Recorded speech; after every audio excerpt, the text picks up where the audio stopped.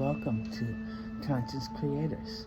Today, I thought we'd do something fun. In honor of All Hallows Eve, I figured we'd do something special today. A little history lesson if you have. While the veil is the thinnest between the living and the dead, we'll have a spooky good time. Sit back, relax, and get ready to learn something new, because you are a conscious creator. Have you ever felt a sudden chill on a warm summer night?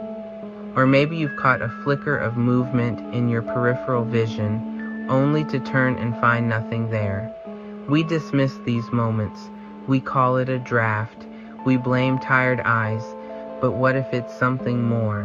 What if it's a sign that we are not entirely alone?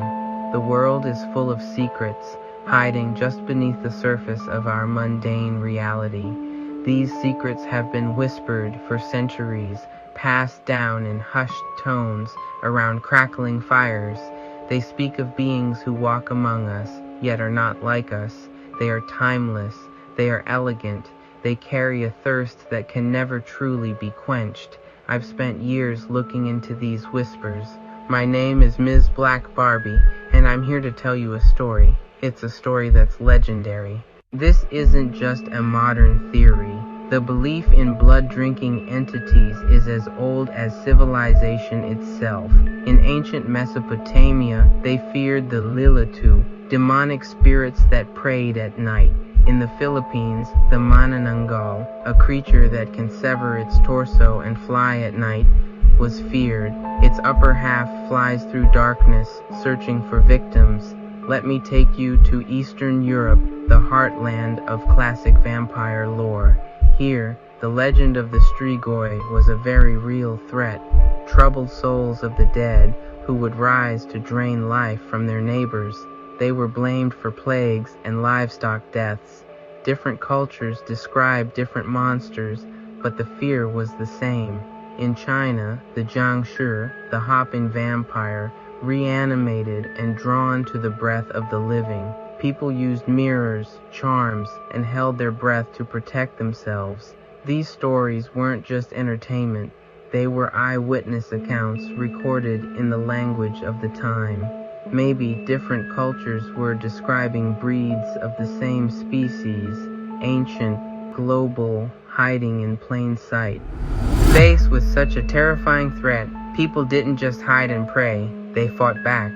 They developed a whole playbook for dealing with the undead. They would exhume bodies looking for lack of decomposition, swelling, or blood at the mouth.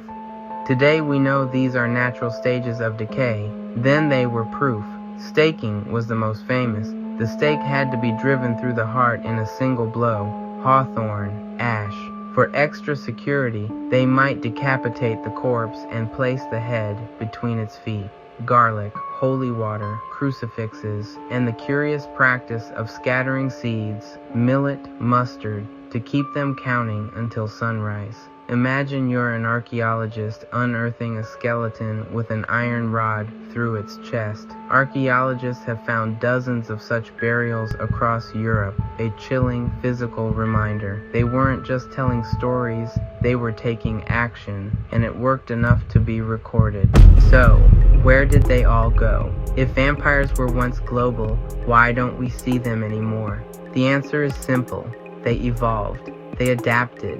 The scientific revolution, electric light, and urbanization pushed shadows back. Hiding in graveyards and preying on isolated villagers became too risky, so they staged the greatest disappearing act in history. They integrated, they wore a human mask, the CEO who never sleeps, the artist who only shows after sunset, the charming stranger at the bar. They could run nightclubs, work night shifts, or fund blood banks.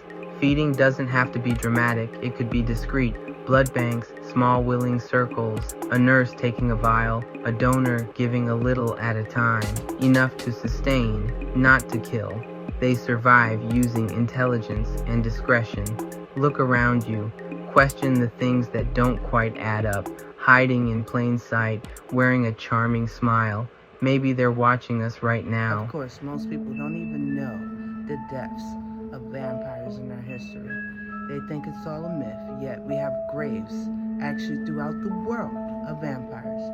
Even some people claim the royal family themselves are descendants of vampires. So, look around the next time that you think everything is just normal and ask yourself, is there something more to the story?